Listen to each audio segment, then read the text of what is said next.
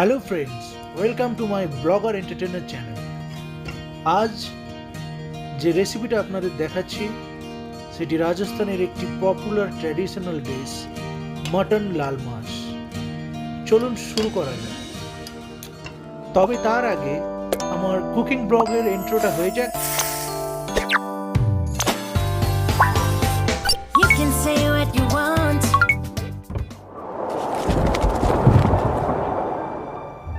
প্রথমে উপকরণগুলো দেখে নিই। রাজস্থানি মাথানিয়া চিলি পেস্ট, আপনারা এমনি শুকনো লঙ্কাও নিতে পারেন, ঘি, দই, জিরের গুঁড়ো, ধনে গুঁড়ো, সরিষার তেল, গোটা গরম মশলার গুঁড়ো। এখন দেখে নেওয়া যাক কিভাবে আমি দইয়ের সসটা রেডি করছি। আপনারা কিন্তু পরিমাণগুলো নজরে রাখবেন, এটা কিন্তু ভীষণ জরুরি। কোনো ট্র্যাডিশনাল ডিশ বানাতে গেলে তার উপকরণের পরিমাপটা জানা কিন্তু ভীষণ আবশ্যক। আজকে আমি ট্র্যাডিশনাল মটন লাল মাছ বানাচ্ছি রাজস্থানে। 500 গ্রাম রেয়াজি মটন নিয়েছি, তাই পরিমাপগুলো খুবই নজরে রাখবেন।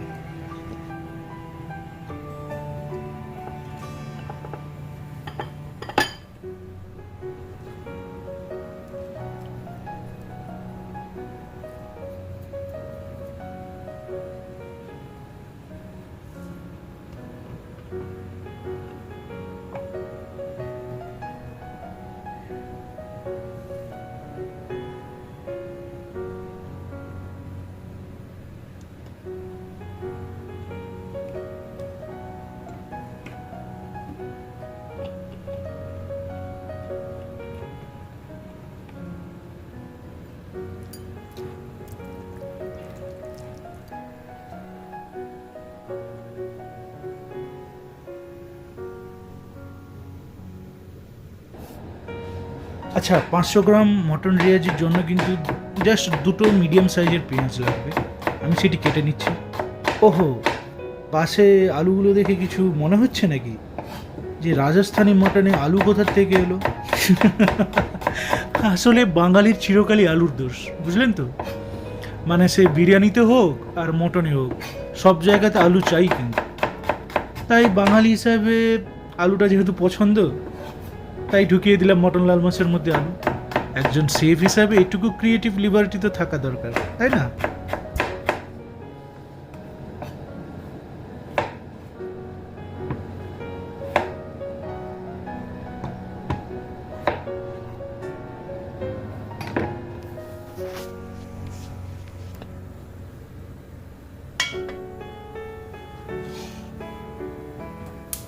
এবারে এক এক করে উপকরণগুলো দিয়ে কিভাবে পারফেক্ট লাল মাছ বানানো হয় সেটা চলুন দেখে নিই।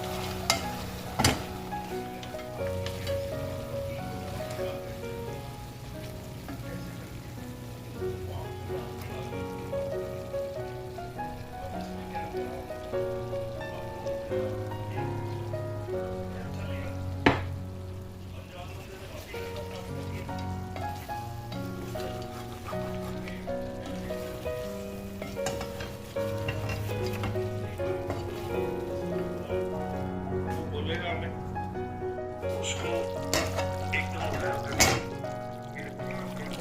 कुछ कर दिया मेरे को किसी ने, मेरे को बड़ी गंदी सी फीलिंग आ रही है। वो हुआ क्या था, पैर क्यों टेढ़े हो गए थे, मुंह टेढ़ा हो गया था, बहुत टेढ़े हो गए थे। मुझे तो पता नहीं।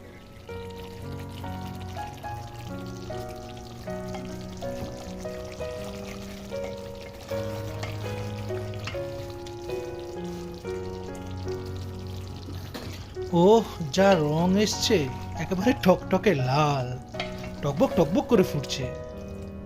আর কি, মানে জিভে তো জল এসে যাচ্ছে। আপনারাও তৈরি করে ফেলুন গরম গরম মটন লাল মাছ আর পরোটা, পোলাও, যেটার সঙ্গে পছন্দ সাঁটিয়ে দিন। আজকের মতো এই পর্যন্ত, আবারও দেখা হবে অন্য কোনো ব্লগে। ধন্যবাদ, ভালো থাকবেন।